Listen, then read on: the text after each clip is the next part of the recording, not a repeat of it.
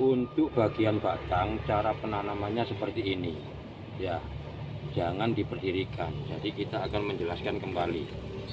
Kita akan memotong bagian batang dari Aglonema hydra. Ini kita jadikan 4 bagian. Paling tidak itu kita sisakan 2 ruas untuk batang yang kita sudah potong seperti ini. Nah, nanti jadinya itu akan seperti ini teman-teman. Ini hasil dari tanam batang yang tidak pakai daun dan juga tidak pakai akar.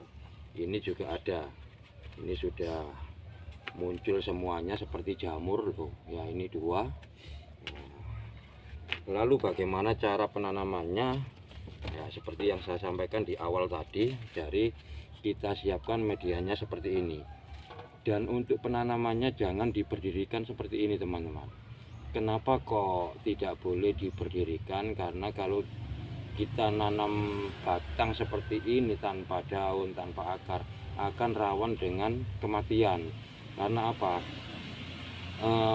Batangnya ini akan sedikit demi sedikit itu akan membusuk. Jadi cara tanamnya itu harus kita tidurkan seperti ini. Nah, kita tidurkan seperti ini. Nah, biarlah dia terlelap dengan keindahan media yang ada di dalam seperti ini. Nah, apa yang harus kita lakukan setelah kita itu menaruh batang tersebut seperti ini? Kita kasih media kembali di atasnya, tapi jangan sampai terlalu tebal ya, jangan sampai terlalu tebal. Nah, upayakan batang yang sudah kita tanam itu tetap terlihat seperti ini. Nah, ini masih terlihat, separuhnya itu masih terlihat, yang separuh itu terpendam oleh media. Jadi seperti itu cara tanamnya teman-teman. Jadi jangan sampai kita itu menanam diberdirikan seperti layaknya kita itu menanam tanaman yang sudah hidup, atau yang seperti ini. Kalau ini memang harus diberdirikan, tapi kalau untuk yang bagian batang kita tidurkan, biarlah dia menikmati tidurnya di tempat yang sudah kita sediakan. Dan ini juga sama, perlakuannya juga sama seperti yang kita lakukan ini. Nah, ini masih terlihat batangnya.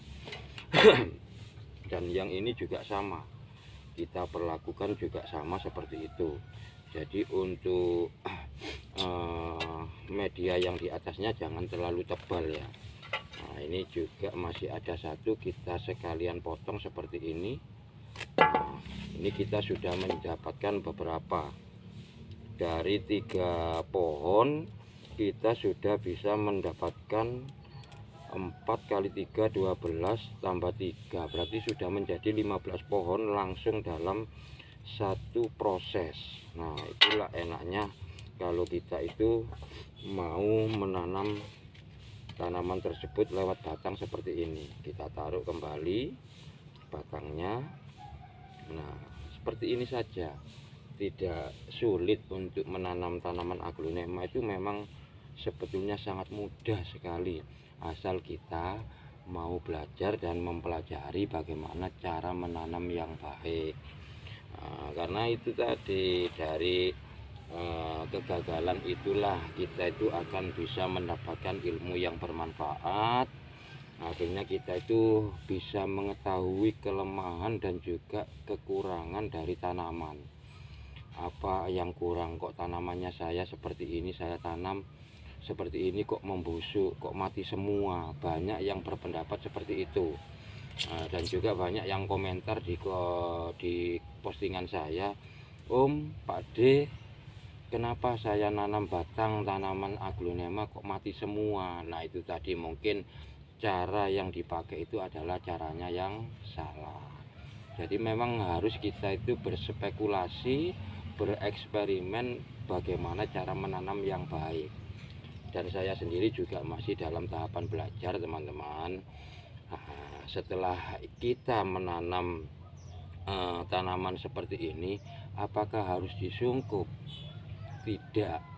Jadi jawabannya tidak usah disungkup. Kita tinggal menaruh di tempat yang teduh, sekiranya tidak kena panas dan juga tidak kena hujan.